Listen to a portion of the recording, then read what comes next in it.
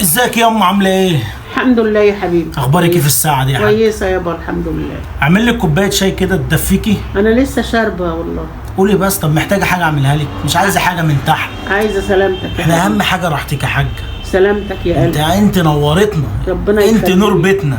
ربنا يخليك ويطول في عمرك. الله يخليك يا حاج. خليك. بصي يا ام، انا اخر الشهر والدنيا مزنقه، محتاج منك 100 جنيه بس سلف.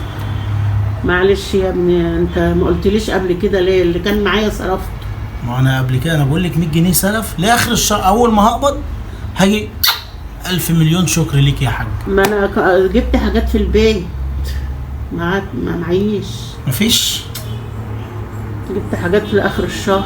يعني ما معكيش خالص يما؟ لا ما معيش يا ابني، ما انا برضو اخر الشهر زي. عد غنمك يا جحا، واحده نايمه وواحده قايمه. غنم ايه يما وجوحة ايه؟ كل ده عشان 100 جنيه يما؟